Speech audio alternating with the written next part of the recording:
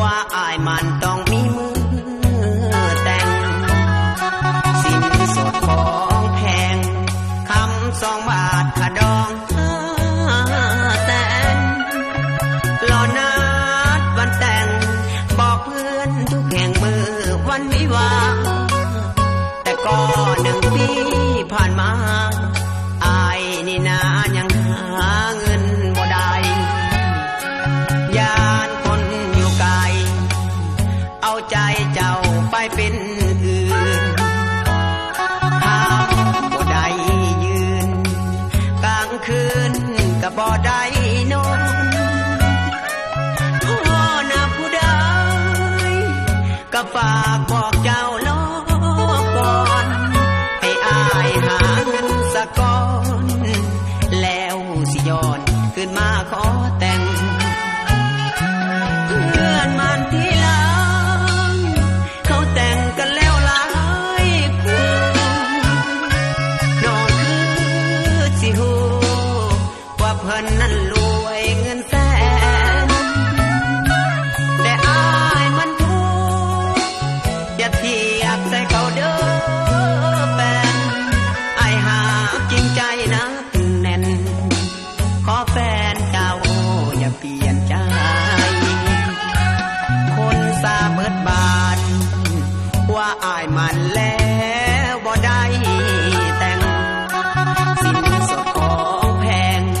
มีคู่แข่งผู้รวยเงินทางเมื่ออายจากไปเขาก็มาขอมาวาง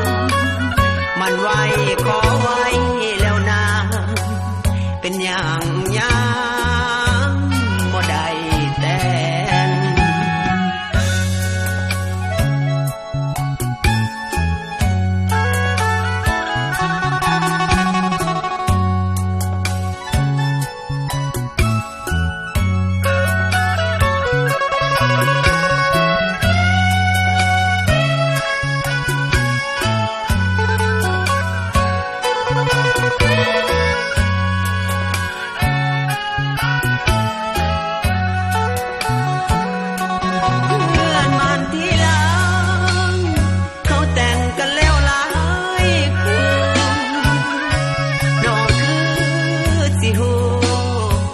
เพิ่นนั้นรวยเงินแส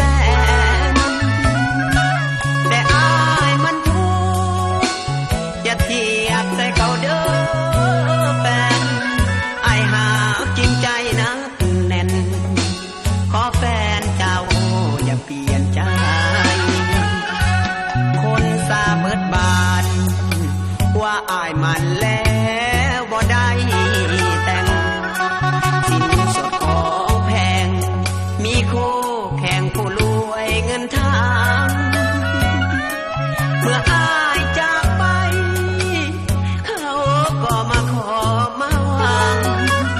มันไว้ขอไว้แล้วนะเป็นอย่าง